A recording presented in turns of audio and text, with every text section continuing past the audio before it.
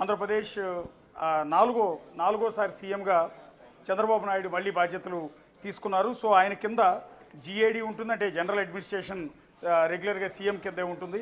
Law and order కూడా సీఎంకు ఉండే ఆనవాయితీ 2004 రాజశేఖర రెడ్డి సీఎం అయిన దగ్గర నుంచి ఉంది. బేసిక్గా home and law and order రెండూ కలిపి హోమ్ మినిస్టర్ దగ్గర గతంలో ఉండేవి. కానీ ఆ తర్వాత అంటే 2004 తర్వాత రాజశేఖర రెడ్డి దాన్ని డివిజన్ చేసి హోమ్ మినిస్టర్ని ఒకరికి, లా అండ్ ఆర్డర్ని మాత్రం ఆనవాయితీగా సీఎం దగ్గరే పెట్టుకుంటారు. సో హోంశాఖకు మాత్రమే సపరేట్ మంత్రిని పెడతారు. అందులో భాగంగా ఇక్కడ చంద్రబాబు నాయుడికి జిఏడితో పాటు లా అండ్ ఆర్డర్ తీసుకున్నారు.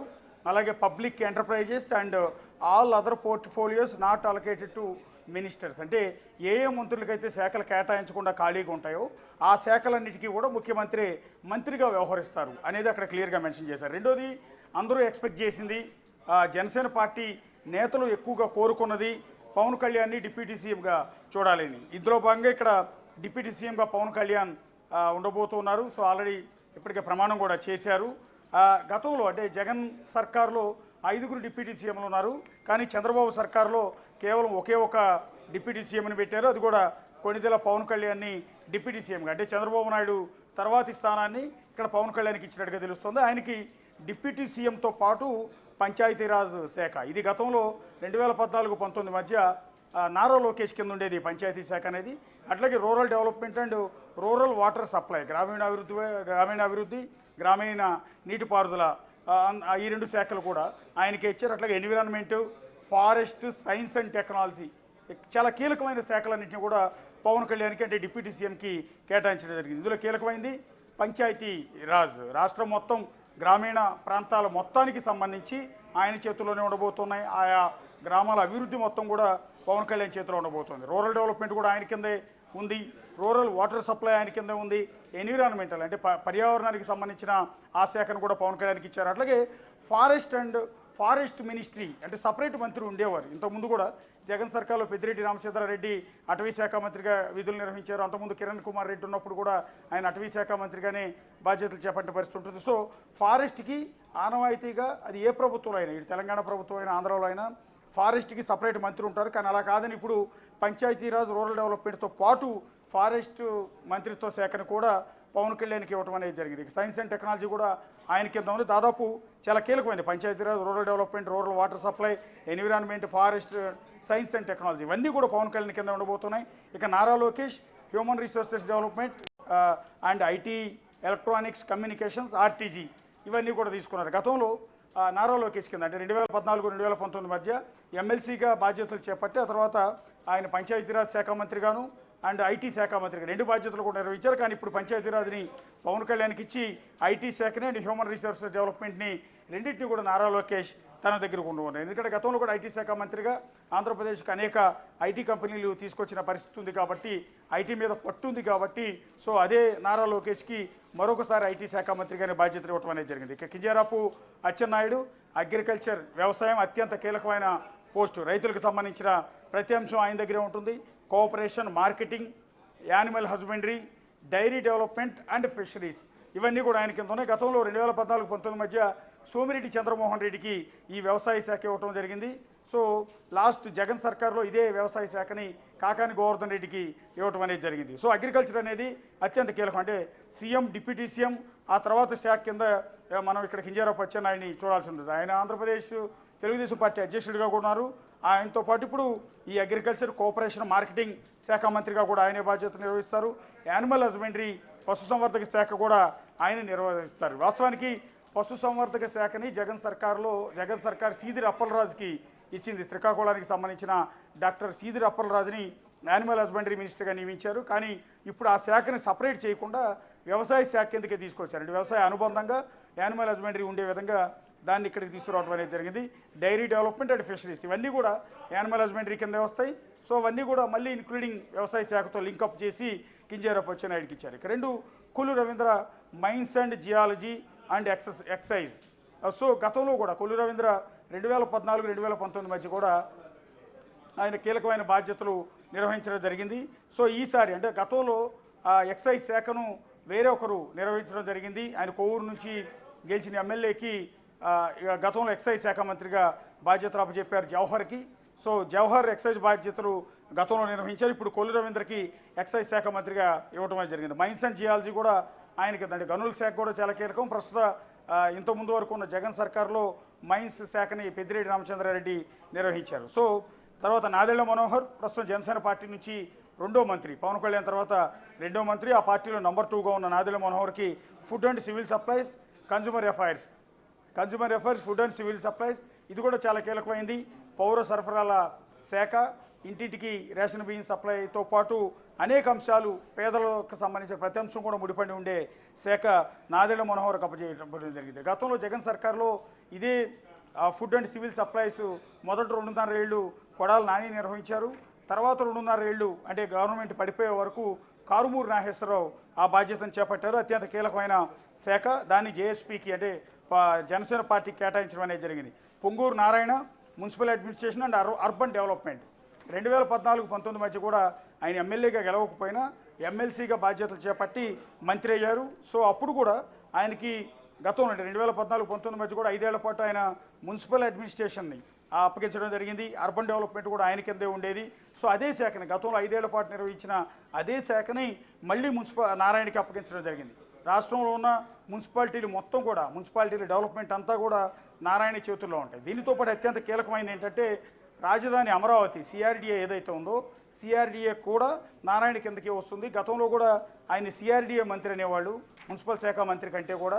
ఎందుకంటే రాజధాని అక్కడ ల్యాండ్ పూలింగ్ భూములు తీసుకోవడంతో పాటు సింగపూర్ అధికారులు, సింగపూర్ మంత్రులతో మొత్తం వ్యవహారాలని జరపడం కావచ్చు, ఇక్కడ భూముల్లో పిచ్చి స్విస్ ఛాలెంజ్ పద్ధతిలో ఇక్కడ నిర్మాణాలు చేపట్టడం కావచ్చు, రైతులకు ఫ్లాట్లు తిరిగి కేటాయించడం కావచ్చు, అన్ని అంశాలు, రాజధాని భవనాల నిర్మాణం కావచ్చు, ఇంటర్నేషనల్ ఆర్కిటెక్చర్ని తీసుకొచ్చి రాజధాని అమరావతికి సంబంధించిన డిజైన్లు గీయించడం కావచ్చు, అన్నీ కూడా నారాయణ చేశారు. కాబట్టి ఆయన్ని రాజధాని మంత్రి అని, అమరావతి మంత్రి అని, సిఆర్డీఏ మంత్రి అనేవాళ్ళు. సో ఇప్పుడు municipal administration and urban development కిందే మళ్ళీ సిఆర్డీఏ వస్తుంది కాబట్టి సో మరోసారి అదే బాధ్యతల్ని నారాయణ నిర్వహించబోతున్నారు. అందులోనూ గత 5 ఏళ్లలో నా రాజధాని నిర్మాణం పూర్తిగా ఆగిపోయింది. అమరావతిని కాదని 3 రాజధానుల ప్రతిపాదన తీసుకురావడం, దాదాపు 1000 కోట్లతో నిర్మాణాలతో చేసినప్పటికీ వాటన్నింటినీ అలాగే వదిలేయటం నేపథ్యంలో మళ్ళీ అమరావతిలో ముళ్ళ కంపలు తొలగించడం నుంచి మొదలుపెట్టి గతంలో తీసుకొచ్చిన ఆర్కిటెక్చర్స్ ఇచ్చిన డిజైన్ ప్రకారం మళ్ళీ అమరావతి నిర్మాణం చేపట్టే బాధ్యత అంతా కూడా నారాయణ మీద ఉండే అవకాశం ఉంటుంది. ఇక అనిత వంగలపూడి ఫస్ట్ టైం మంత్రి అవుతున్నారు. రెండోసారి ఎమ్మెల్యేగా పాయకరావుపేట నుంచి మన విజయం సాధించారు. సో ఎస్సీ వర్గం నుంచి ఆమెకి మంత్రి పదవి కేటాయించడం జరిగింది. ఆమెకి home affairs and disaster management, so home కింద డిజాస్టర్ మేనేజ్మెంట్ అనేది ఆటోమేటిక్గా ఉంటుంది. సో హోంశాఖ మంత్రిగా మరోసారి మహిళకి అదృష్టం దొక్కిందని చెప్పాల్సి ఉంటుంది. ఆనవాయితీగా వస్తుంది మహిళకి హోంశాఖ ఇవ్వటం అనేది. 2004లో రాజశేఖర రెడ్డి సీఎం అయిన సందర్భంలో కూడా అప్పట్లో సబితా ఇంద్రారెడ్డికి హోంమంత్రి ఇవ్వటం అనేది తీసుకొచ్చారు. హోంమంత్రి అంటే హోంశాఖ మాత్రమే ఇస్తారు, లా అండ్ ఆర్డర్ వాళ్ళ చేతుల్లో ఉండదు. ఇందాక నేను చెప్పినట్టుగా లా అండ్ ఆర్డర్ అనేది సీఎం చేతిలో మాత్రమే ఉంటుంది. అప్పుడు కిరణ్ కుమార్ రెడ్డి అయినా, రోసయ్య అయినా, రాజశేఖర రెడ్డి అయినా, జగన్ అయినా, లేకపోతే ఇప్పుడు చంద్రబాబు నాయుడు అయినా ఎవరైనా సరే లా అండ్ ఆర్డర్ని వాళ్ళ దగ్గరే పెట్టుకుంటారు. కేవలం హోం మాత్రం ఒక మహిళకి ఇవ్వటం అనేది ఆనవాయితీగా అప్పుడు సబితేంద్రారెడ్డికి ఇచ్చారు. జగన్ సర్కారులో మొదట సుచరితకి ఇచ్చారు. ఆ తర్వాత ఇంకో 2.5 ఏళ్ల పాటు 2.5 ఏళ్ల పాటు హోంమంత్రిగా తావేటి వనితకు ఆ పోస్ట్ ఇవ్వడం అనేది జరిగింది. ఈ నేపథ్యంలో మరోసారి ఎస్సీ మహిళకు అనిత వంగలపూడికి హోంమంత్రిగా అవకాశం అనేది తెలుగుదేశం పార్టీ కల్పించింది. సత్యకుమార్ యాదవ్ ఆయనకు ఆరోగ్య శాఖను ఇవ్వటం అనేది జరిగింది. ఆరోగ్య శాఖ అంటే గతంలో కూడా 2014-2019లో బీజేపీ, జనసేన, టీడీపీ కూటమి అధికారంలోకి వచ్చింది. అప్పుడు పవన్ కళ్యాణ్ డైరెక్ట్గా పోటీ చేయలేదు కానీ ఇండైరెక్ట్గా సపోర్ట్ చేశారు. కానీ క్యాబినెట్లో టీడీపీ మంత్రులతో పాటు బీజేపీ నుంచి గెలిచిన వారికి కూడా మంత్రి పదవులు ఇవ్వడం అనేది జరిగింది. అప్పుడు కూడా ఆరోగ్య శాఖని కృష్ణా జిల్లా కైకలూరు నుంచి గెలిచిన కామినేని శ్రీనివాస్కి కేటాయించారు. 5 ఏళ్ల పాటు అంటే లాస్ట్లో మళ్ళీ ఇద్దరి మధ్య విభేదాలు తలెత్తి టీడీపీ, బీజేపీ విడిపోయే వరకు కూడా కామినేని శ్రీనివాస్ ఆరోగ్య శాఖ మంత్రిగా ఉన్నారు. సో ఆనవాయితీగా బీజేపీకి ఆరోగ్య శాఖ ఇవ్వడం అనేది మొదటి నుంచి కూడా ఆనవాయితీగా వస్తుంది. అందులో భాగంగా ఈసారి సత్యకుమార్ యాదవ్ ఆయనకు అంటే బీజేపీ నుంచి గెలిచిన ఎమ్మెల్యే సత్యకుమార్కు ఆరోగ్య శాఖను కేటాయించడం జరిగింది. గతంలో కామినేని శ్రీనివాస్కి ఇచ్చిన శాఖ ఈసారి ప్రస్తుతం సత్యకుమార్ యాదవ్కు ఇవ్వటం అనేది జరిగింది. సో గతంలో జగన్ సర్కారులో ఆళ్ల నాని ఆరోగ్య శాఖ మంత్రిగా బాధ్యతలు 2.5 ఏళ్ల పాటు నిర్వహించారు. తర్వాత 2.5 ఏళ్ల పాటు విడుదల రజని ఆరోగ్య శాఖ మంత్రిగా మొన్న ప్రభుత్వం పడిపోయే వరకు పనిచేయడం జరిగింది. ఇద్దరు ఆరోగ్య శాఖ మంత్రులు జగన్ సర్కార్లో పనిచేశారు. ప్రస్తుతం కూటమి ప్రభుత్వంలో సత్యకుమార్ యాదవ్ అంటే బీజేపీ నుంచి గెలిచిన సత్యకుమార్కు ఆరోగ్య శాఖ and family welfare and medical education మొత్తం కూడా ఇవ్వడం అనేది జరిగింది. అండ్ నిమ్మల రామానాయుడు పశ్చిమ గోదావరి జిల్లా పాలకొల్లు నుంచి మూడోసారి ఎమ్మెల్యేగా గెలిచిన ఆయనకు మంత్రి పదవి దొరికింది. ఆయనకి వాటర్ రీసోర్సెస్ డెవలప్మెంట్ని ఆయన కేటాయించడం అనేది జరిగింది. ఇది కూడా అత్యంత కీలకమైన శాఖ అని చెప్పాల్సి ఉంటుంది. ఇక నాస్యం మొహమ్మద్ ఫరూక్ ఎండి ఫరూక్కు ఆయన నంద్యాల నుంచి గెలిచిన సీనియర్ తెలుగుదేశం పార్టీ నేత. ఆయనకు లా, జస్టిస్, మైనారిటీ వెల్ఫేర్ న్యాయశాఖను ఆయనకి ఇవ్వడం అనేది జరిగింది. గతంలో 2014-2019 మధ్య న్యాయశాఖను టీడీపీలు మచిలీపట్నం నుంచి గెలిచిన కొల్లు రవీంద్రకు అప్పటి తెలుగుదేశం ప్రభుత్వం కేటాయించింది. ఇప్పుడు ఆ న్యాయశాఖను నాస్యం మహమ్మద్ ఫరూక్ ఎండి ఫరూక్కి ఈసారి కేటాయించడం అనేది జరిగింది. మైనార్టీ వెల్ఫేర్ కూడా ఆయన కింద ఉండబోతోంది. అట్లాగే ఆనం రామనారాయణ రెడ్డి చాలా సీనియర్ నేత, కాంగ్రెస్ పార్టీలో అనేక సార్లు ఆర్థిక రెవెన్యూ శాఖ మంత్రిగా పనిచేసిన అనుభవం ఉంది. ఆయనకి ఈసారి ఎండోమెంట్ శాఖను కూటమి ప్రభుత్వం కేటాయించడం అనేది జరిగింది. వైఎస్ఆర్ కాంగ్రెస్ పార్టీలో లాస్ట్ కొనసాగి చివరిలో తెలుగుదేశం పార్టీలోకి చేరారు. గతంలో ఆర్థిక శాఖ మంత్రిగా అనేక సార్లు బాధ్యతలు నిర్వహించారు. అసెంబ్లీలో ఎన్నోసార్లు రాష్ట్ర బడ్జెట్ను ప్రవేశపెట్టారు ఆనం రామనారాయణ రెడ్డి. ఈసారి కూడా ఆయనకు ఆర్థిక శాఖ లభిస్తుందని మొదటి నుంచి ఎక్స్పెక్టేషన్స్ ఉన్నాయి. ఆయన ఉన్న సీనియారిటీ, ఆయనకి ఆర్థిక శాఖలో ఉన్న అనుభవం నేపథ్యంలో ఆయనకు ఆర్థిక శాఖ ఇస్తారని భావించారు. కానీ ఆయనకి ఎండోమెంట్స్ దేవాదాయ శాఖను కేటాయించడం అనేది ఇక్కడ జరిగింది. ఇక్కడ పయ్యవోల కేశవ్ మొట్టమొదటిసారి మంత్రి కాబోతూ ఉన్నారు. సో మంత్రి అయ్యారు.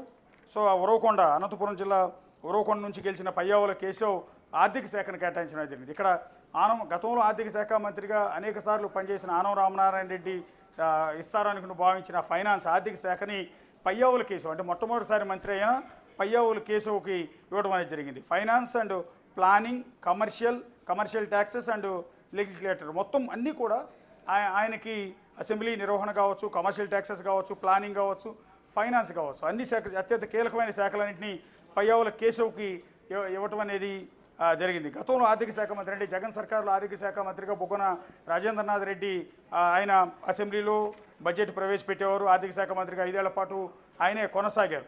అయితే ఇప్పుడు ఈసారి ఆర్థిక శాఖ మంత్రిగా పయ్యవోల కేశవ్కి ఇచ్చారు. 2014-19 అప్పుడు టీడీపీ సర్కారు ఉన్నప్పుడు యనమల రామకృష్ణుడికి ఇదే ఆర్థిక శాఖ ఇచ్చారు.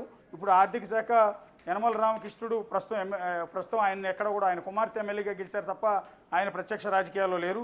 ఒకవేళ అవసరమైతే యనమల రామకృష్ణుడి సేవలు అంటే గతంలో తెలుగుదేశం ప్రభుత్వం ఉన్న అనేక సందర్భాల్లో ఆర్థిక శాఖ మంత్రిగా పనిచేసిన యనమల రామకృష్ణుడిని ఎమ్మెల్సీ ఇచ్చి ఆయన మళ్ళీ మంత్రి పదవి ఇచ్చి ఆయన ఆర్థిక శాఖకు ఆయన వాడుకుంటారు అని తెలుగుదేశం పార్టీ శ్రేణుల్లో కొంత ప్రచారం జరిగింది. కానీ అటు ఆ సీనియర్ అయిన ఆనం రామనారాయణ రెడ్డిని ఇటు యనమల రామకృష్ణుడిని ఎవరిని కాదని పయ్యవోల కేశవ్ ఆర్థిక శాఖ ఇవ్వడం అనేది ఇక్కడ మనం గమనించాలి. అనగాని సత్యప్రసాద్ రేపాల నుండి గెలిచిన టీడీపీ ఎమ్మెల్యే, గతంలో జగన్ వేవును కూడా తట్టుకుని గెలిచిన అనగాని సత్యప్రసాద్కి రెవెన్యూ శాఖ మంత్రి అండ్ రిజిస్ట్రేషన్స్ అండ్ స్టాంప్స్ శాఖ ఇచ్చారు. అంటే అసలు ఒక విధంగా చెప్పాలంటే సర్కారుకి అత్యధిక ఆదాయాన్ని తెచ్చిపెట్టే రెవెన్యూ శాఖ అండ్ రిజిస్ట్రేషన్స్ అండ్ స్టాంప్స్ ఆ శాఖకు అత్యంత కీలకమైన మంత్రిగా అనగాని సత్యప్రసాద్ వ్యవహరించబోతున్నారు. కొలుసు పార్థసారథి ఆయన కూడా గతంలో 2019-2024 మధ్య వైఎస్ఆర్ కాంగ్రెస్ పార్టీ తరఫున ఎమ్మెల్యేగా ఉన్నారు. లాస్ట్ మినిట్లో ఆయన పార్టీ మరి టీడీపీలోకి వచ్చారు. యాదవ్ కమ్యూనిటీ తరఫున పార్థసారథికి మంత్రి పదవి లభించింది. ఆయనకి హౌసింగ్ అండ్ ఐఎన్పిఆర్ సమాచార శాఖ మంత్రి అండ్ హౌసింగ్ మినిస్టర్గా కొలుసు పార్థసారథికి అవకాశం ఇచ్చారు. ఆయన గతంలో రాజశేఖర రెడ్డి సీఎంగా ఉన్న సందర్భంలో కృష్ణా జిల్లా పెనమలూరు నుంచి ఎమ్మెల్యేగా గెలిచిన సందర్భంలో ఆయనకి విద్యాశాఖను కేటాయించడం జరిగింది. బేసిక్గా కృష్ణా జిల్లా నుంచి ఎవరిని మంత్రివర్గంలోకి తీసుకున్నా కూడా వాళ్ళకి విద్యాశాఖ కేటాయించడం అనేది చాలా ఆనవాయితీగా వస్తోంది. అందులో భాగంగా గతంలో ఎవరైతే కొలుసు పార్థసారథికి రాజశేఖర రెడ్డి విద్యాశాఖ మంత్రిగా అవకాశం కల్పించారు. అట్లాగే గతంలో కృష్ణా జిల్లా గుడివాడ నుంచి గెలిచిన వ్యక్తికి కూడా ఇదే విధంగా విద్యాశాఖ కేటాయించడం అనేది జరిగింది. ఇప్పుడు మళ్ళీ ఈసారి ఆ విద్యాశాఖ కాకుండా ఆయనకు హౌసింగ్ అండ్ ఐఎన్పిఆర్ అనేది పార్థసారథికి ఇవ్వడం జరిగింది. అట్లాగే డాక్టర్ డోలా బాల వీరాంజనేయ స్వామి ఆయనకి social welfare, disabled and senior citizen welfare, సచివాలయం అండ్ విలేజ్ వాలంటీర్ ఇది కొత్తగా మనం గమనిస్తూ ఉన్నాం. ఇంతకుముందు ఈ శాఖ అనేది లేదు. సోషల్ వెల్ఫేర్ మినిస్టర్గా అందరికీ తెలిసిందే. డోలా వీరాంజనేయ స్వామి కూడా మొట్టమొదటిసారి మంత్రి అవుతూ ఉన్నారు. ఆయన ప్రకాశం జిల్లా నుంచి ఆయన ఎమ్మెల్యేగా విజయం సాధించారు మూడోసారి. ఆయనకి సోషల్ వెల్ఫేర్తో పాటు disabled and senior citizen welfare ఇచ్చారు. దీంతోపాటు అడిషనల్గా సచివాలయం అండ్ విలేజ్ వాలంటీర్ అనే కొత్త శాఖను క్రియేట్ చేశారు. గతంలో లేదు వాస్తవానికి. సచివాలయాల కోసం, విలేజ్ వాలంటీర్ల కోసం ఒక మంత్రిత్వ శాఖను క్రియేట్ చేయటం, మంత్రిని పెట్టడం అనేది జగన్ సర్కార్లో కూడా లేదని చెప్పాల్సి ఉంటుంది. సో ఇప్పుడు వీరాంజనేయ స్వామికి ఆ అవకాశం ఆ కొండిపి ప్రకాశం జిల్లా కొండిపి నియోజకవర్గం నుంచి మూడోసారి ఎమ్మెల్యేగా గెలిచిన స్వామికి సోషల్ వెల్ఫేర్ మినిస్టర్తో పాటు సచివాలయం అండ్ విలేజ్ వాలంటీర్ శాఖను కూడా అప్పగించడం అనేది జరిగింది. సో విలేజ్ వాలంటీర్ల పరిస్థితి ఏంటి అనే డిస్కషన్ విపరీతంగా రాష్ట్రంలో జరుగుతుంది. జగన్ సర్కార్లో వాలంటీర్లు చాలామంది ఎన్నికల విధుల నుంచి పక్కన పెట్టిన సందర్భంలో వాళ్ళందరూ కొంతమంది రిజైన్ చేశారు. ఆ తర్వాత వాలంటీర్ల విషయంలో తెలుగుదేశం పార్టీ అనేక ఆరోపణలు చేసింది. టీడీపీ సర్కార్ అంటే కూటమి సర్కార్ వచ్చిన తర్వాత వాలంటీర్ని కొనసాగిస్తారా లేదా అన్న డిస్కషన్ జరుగుతున్న సందర్భంలో సచివాలయాలు అండ్ విలేజ్ వాలంటీర్ల కోసం ప్రత్యేకంగా ఒక మంత్రిత్వ శాఖను క్రియేట్ చేసి మంత్రిగా బాధ్యతలు అప్పగించడం అనేది ఇక్కడ ఒక వెరీ ఇంట్రెస్టింగ్ ఇష్యూ. ఇక గొట్టిపాటి రవికుమార్ ప్రకాశం జిల్లా అద్దంకి నుంచి మూడోసారి ఎమ్మెల్యేగా గెలిచిన గొట్టిపాటి రవికుమార్కి ఎనర్జీ మినిస్టర్గా ఆయనకు అవకాశం కల్పించారు. ఫస్ట్ టైం ఆయన క్యాబినెట్లోకి వస్తున్నారు. ఇందాక నేను చెప్పిన వీరాంజనేయ స్వామి కూడా ఫస్ట్ టైం క్యాబినెట్లోకి వస్తూ ఉన్నారు. గొట్టిపాటి రవికుమార్ ఎనర్జీ శాఖను, అత్యంత కీలకమైన ఎనర్జీ శాఖను ఆయనకు అప్పగించారు. కందులు దుర్గేష్ జనసేన పార్టీ నుంచి గెలిచిన కందులు దుర్గేష్కు టూరిజం, కల్చర్ అండ్ సినిమాటోగ్రఫీ, ఇది ఇంపార్టెంట్. సినిమాటోగ్రఫీ మినిస్టర్గా గతంలో పేర్ని నాని సేవలు నిర్వహించారు. సినిమా టికెట్ల వివాదానికి సంబంధించి సినిమా బృందం అంతా కూడా గతంలో ఆయన దగ్గరికి వెళ్ళిన సందర్భంలో ఆయన అనేక సార్లు వాళ్ళతో మీట్ అవటం ఇదంతా కూడా చర్చనీయాంశమైంది. అదే స్థాయిలో వివాదం కూడా అయింది సినిమాటోగ్రఫీ మంత్రిగా. సో అలాంటి సినిమాటోగ్రఫీని ఈసారి జేఎస్పీకి అంటే జనసేన పార్టీకి కూటమి కేటాయించింది. అందులో కందులు దుర్గేష్కు దాన్ని అప్పగించారు. అలాగే కల్చర్ అండ్ సినిమాటోగ్రఫీ రెండు కూడా దాని కింద వస్తాయి. టూరిజం గతంలో జగన్ సర్కార్లో టూరిజం మినిస్టర్గా 2.5 ఏళ్ల పాటు సినీ నటి రోజా నిర్వహించారు ప్రభుత్వం పడిపోయే వరకు. ఆ శాఖను కూడా కందులు దుర్గేష్కి అప్పగించడం అనేది జరిగింది. ఇక గుమ్మడి సంధ్యారాణి ఫస్ట్ టైం క్యాబినెట్లోకి అడుగు పెడుతున్నారు. ఇందాక కందులు దుర్గేష్ కూడా ఫస్ట్ టైం క్యాబినెట్లోకి అడుగు పెడుతున్నారు. Gummadi Sandhyarani women and child welfare, tribal welfare. So ఆవిడ ఎస్టీ సామాజిక వర్గం. సో గుమ్మడి సంధ్యారాణి విజయనగరం జిల్లా నుంచి వచ్చిన గుమ్మడి సంధ్యారాణికి ట్రైబల్ వెల్ఫేర్ బాధ్యతలు అప్పచెప్పారు. అది కూడా కీలకమే. అంటే ఉమెన్ అండ్ చైల్డ్ వెల్ఫేర్, శిశు సంక్షేమ శాఖ, మహిళా శిశు సంక్షేమ శాఖను ఆవిడకి అప్పగించారు. గతంలో 2014-19 మధ్య తెలుగుదేశం ప్రభుత్వంలో పరిటాల సునీతకు ఈ బాధ్యతలు అప్పగించారు. సో ఇప్పుడు ఆ పోస్ట్ను గుమ్మడి సంధ్యారానికి అప్పగించారు. ట్రైబల్ వెల్ఫేర్కి సపరేట్ మినిస్టర్ ఉండేవాళ్ళు, బేసిక్గా ఉమెన్ అండ్ చైల్డ్ వెల్ఫేర్కి సపరేట్ మినిస్టర్లు ఉండేవాడు. కానీ ఈ రెండు శాఖలను కూడా ఈసారి క్లబ్ చేసి ఒకరికి అప్పగించారు గుమ్మడి సంధ్యారానికి. ఇక బీసీ జనార్దన్ రెడ్డి కర్నూలు జిల్లా బనగానపల్లి నుంచి గెలిచిన నేత. ఆయనకు roads and buildings and infrastructure investment. Telugu Desam పార్టీలో సీనియర్ నేతగా ఉన్నారు. అక్కడ కాటసాని రామిరెడ్డిని ఓడించిన బీసీ జనార్దన్ రెడ్డికి కూడా అత్యంత ప్రయారిటీ ఇస్తూ roads and buildings and infrastructure and investment R&B శాఖ కూడా అత్యంత కీలకం ప్రభుత్వంలో. సో అలాంటి శాఖను బీసీ జనార్దన్ రెడ్డికి అప్పగించారు. ఇక టీజీ వెంకట రాజ్యసభ సభ్యుడు, బీజేపీ పార్టీలో కొనసాగుతున్న రాజ్యసభ సభ్యుడు టీజీ వెంకటేష్ ప్రస్తుతం తెలుగుదేశం పార్టీ నుంచి పోటీ చేసి ఎమ్మెల్యేగా గెలిచారు. ఆయనకు మంత్రి పదవి దక్కింది. తండ్రి ఏమో బీజేపీలో ఉన్నారు, కొడుకు తెలుగుదేశం పార్టీలో ఉన్నారు. ఆయనకి పరిశ్రమల శాఖ, industries and commerce, food processing అంతా కూడా అప్పచెప్పారు. 2014-2019 మధ్య ఇదే శాఖని అమర్నాథ్ రెడ్డికి అప్పగించడం జరిగింది. అమర్నాథ్ రెడ్డి అప్పట్లో వైసీపీ తరఫున గెలిచి టీడీపీలో చేరిన 23 మందిలో ఒకరు, చిత్తూరు జిల్లాకి సంబంధించిన అమర్నాథ్ రెడ్డి. సో ఆయనకి పలమనూరు నుంచి ఆయన ఎమ్మెల్యేగా గెలిచారు వైసీపీ నుంచి. ఆ తర్వాత టీడీపీలోకి రావడంతోనే ఆయనకి అప్పట్లో ఇండస్ట్రీస్ అండ్ కామర్స్ మినిస్టర్గా ఆయనకు అవకాశం కల్పించారు. అనేక పరిశ్రమలు తీసుకురావడంలో అమర్నాథ్ రెడ్డి తీవ్రమైన కృషి చేశారు. సో ఈసారి ఆయనకు మంత్రి పదవి దక్కలేదు, కానీ ఆ పోస్ట్ అంటే అదే పరిశ్రమల శాఖని టీజీ భరత్కి అప్పగించారు. ఎందుకంటే వాళ్ళు కూడా ఇండస్ట్రియలిస్ట్ ఫ్యామిలీ నుంచి వచ్చారు. టీజీ వెంకటేష్ అంటే ఆయన తండ్రికి అనేక పరిశ్రమలు ఉన్నాయి కాబట్టి దాని మీద ఉన్న ఎక్స్పీరియన్స్ నేపథ్యంలో ఆయనకి పరిశ్రమల శాఖ అండ్ ఫుడ్ ప్రాసెసింగ్ అప్పగించడం జరిగింది. ఇక సవిత పెనుగొండ నుంచి గెలిచిన మహిళ బీసీ వెల్ఫేర్ అప్పచెప్పారు. Economically weaker section, welfare, handlooms and textiles అప్పగించారు.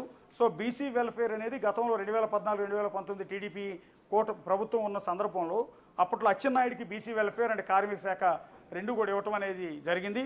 సో ప్రతిసారి కూడా ఏ ప్రభుత్వం ఉన్నా అప్పట్లో ఉమ్మడి ఆంధ్రప్రదేశ్ ఉన్నా కూడా రాష్ట్రం విడిపోయిన తర్వాత కావచ్చు, అంత రాజశేఖర రెడ్డి ఉన్న ముందు కావచ్చు, రాజశేఖర రెడ్డికి ముందు చంద్రబాబు నాయుడు సీఎంగా ఉన్న సందర్భంలో కావచ్చు, ఎప్పుడైనా సరే బీసీ వెల్ఫేర్ శాఖ అనేది బేసిక్గా మగవాళ్ళకంటే పురుషులకు మాత్రమే ఇవ్వటం ఆనవాయితీగా వస్తుంది. ఫస్ట్ టైం దాన్ని బ్రేక్ చేసి సవిత మహిళకు ఈసారి బీసీ వెల్ఫేర్ ఇవ్వడం అనేది జరిగింది.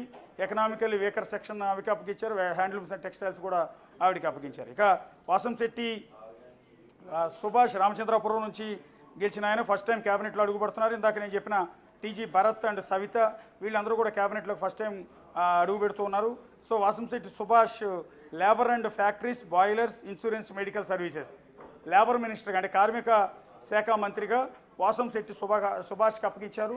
2014-2019 మధ్యలో అంటే అప్పటి తెలుగుదేశం సర్కార్లో ఇదే లేబర్ మినిస్ట్రీని, కార్మిక శాఖ మంత్రిని అచ్చెన్నాయుడు నిర్వహించారు. బీసీ వెల్ఫేర్ అండ్ లేబర్ మినిస్టర్గా అచ్చెన్నాయుడు అప్పట్లో పనిచేశారు. సో ఆ శాఖని డివైడ్ చేశారు ఈసారి, చేసి లేబర్ మినిస్టర్ని సపరేట్ చేసి వాసంశెట్టి సుభాష్కి అప్పగించడం జరిగింది. కొండపల్లి శ్రీనివాస్ ఆయన కూడా ఆయనకి ఎంఎస్ఎంఈ, సెర్ప్ అంటే ఎస్సీఆర్పి, ఎన్ఆర్ఐ ఎంపవర్మెంట్ రిలేషన్స్ ఇవన్నీ కూడా ఇచ్చారు. ఇది కొత్త శాఖ ఒక విధంగా చెప్పాలి అంటే. ఇంతకుముందు ఎంఎస్ఎంఈలు లేకపోతే సెర్ప్ మినిస్టర్ అంటూ లేకపోతే ఎన్ఆర్ఐ ఎంపవర్మెంట్ రిలేషన్స్ అంటూ సపరేట్ శాఖ అంటూ ఉండే కాదు. ఇవి కూడా వేరే శాఖల్లో ఇన్క్లూడింగ్ అయి ఉండేవి. కానీ ఈసారి సపరేట్ చేసి ఎంఎస్ఎంఈ కోసం ప్రత్యేకంగా ఒక మినిస్టర్ని పెట్టడం, సెర్ప్ కోసం ఒక మినిస్టర్ని పెట్టడం, ఎన్ఆర్ఐ ఎంపవర్మెంట్ రిలేషన్స్ కోసం ప్రత్యేకంగా మినిస్టర్ని కేటాయించడం అనేది బహుశా ఫస్ట్ టైం అనుకుంటాను. ఎందుకంటే ఇంతకుముందు ఈ శాఖలు నేను చెప్పినట్టుగా ఎంఎస్ఎంఈ కావచ్చు, సెర్ప్ కావచ్చు, ఎన్ఆర్ఐ ఎంపవర్మెంట్ రిలేషన్స్ కావచ్చు, ఇవన్నీ కూడా ఏదో ఒక శాఖకు అనుబంధంగా ఉండేవి తప్ప సపరేట్ మంత్రిత్వ శాఖ అనేది ఎక్కడ కూడా లేదు. ఫస్ట్ టైం దాన్ని డివైడ్ చేసి వాసంశెట్టి సుభాష్కి ఇవ్వడం జరిగింది. కొండపల్లి శ్రీనివాస్కి ఇవ్వడం జరిగింది. ఆయన కూడా క్యాబినెట్లో తొలిసారి అడుగు పెట్టబోతున్నారు. ఇక మండిపల్లి రాంప్రసాద్ రెడ్డి కడప జిల్లా రాయచోటు నుంచి ఎమ్మెల్యేగా గెలిచిన వ్యక్తి ఫస్ట్ టైం క్యాబినెట్లో అడుగుపెడుతున్నారు. రవాణా శాఖ అండ్ యూత్స్ అండ్ స్పోర్ట్స్ అప్పగించారు. సో రవాణా శాఖ మంత్రిగా రాంప్రసాద్ రెడ్డి బాధ్యతలు చేపట్టబోతున్నారు. సో ఆయనకి రవాణా శాఖలో అనుభవం ఉందా లేదా అన్నది అయితే పూర్తి స్థాయిలో మనకి అవగాహన లేదు. బట్ ఏదో కేటగిరీలో అయితే బట్ దాని రిలేషన్ ఉండబట్టే ఫస్ట్ టైం క్యాబినెట్లో అడుగుపెడుతున్న వ్యక్తికి రవాణా శాఖ లాంటి కీలకమైన వ్యవహారం మొత్తం కూడా అప్పచెప్పారు. ఆర్టీసీ లాంటిదంతా కూడా ఆయన కిందకే వస్తుంది. యూత్స్ అండ్ స్పోర్ట్స్ కూడా ఆయనకే అప్పగించడం జరిగింది.